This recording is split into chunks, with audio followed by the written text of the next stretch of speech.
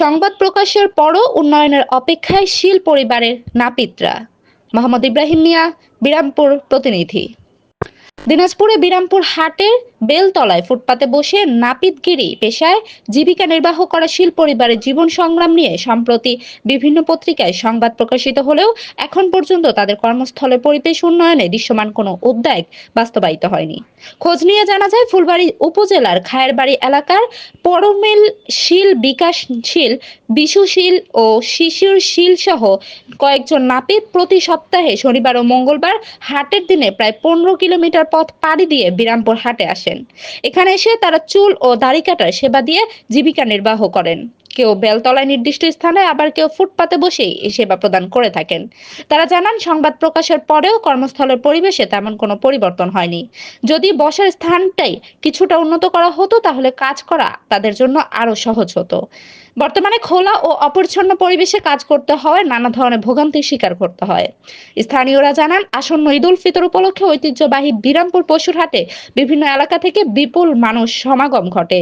তাদের মধ্যে অনেকেই স্বল্প খরচে চুল ও দাড়ি ছাঁটার জন্য বেলতলায় বসা এইসব নাপিতের সেবা গ্রহণ করেন।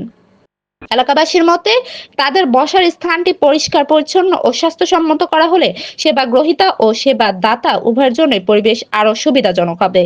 দীর্ঘদিন ধরে পেশাটি ধরে রাখা এসব প্রান্তিক শ্রমজীবী মানুষের জন্য একটি নির্দিষ্ট স্বাস্থ্যসম্মত কর্মসংস্থান নিশ্চিত করার দাবি জানিয়েছে স্থানীয়রা।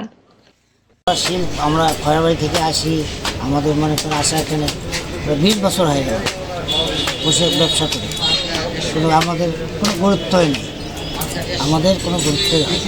আপনার এখানে চুল কাটা কত করে নেন? আমরা নেই কমে, আমরা শুল্ক রেটেই করে দিই। ছোটো বাচ্চাদের 20-30 টাকা করে চুল লাইট কাটাই, আরও 10 টাকাতে দাঁড়ি কাটি দিই, এভাবে চলতে এসে। আপনাদের চাওয়াটা কি, মানে ওই পরিষ্কারটা করে দেবেন না? পরিষ্কার পরিচ্ছন্ন কোথায় হয়? প্রতি হাটের দিন কেমন লোকজন কাটে চুল? আগে আমরা সবাই মিলে 200-400 টাকা করে কাজ করি। 200-400 লোক চুল কাটে না? কতজন আপনারা আছেন এখানে? আমরা 4-5 জন আছি, ওই রাস্তায় আছে একজন, আগে আরও বেশি ছিলাম।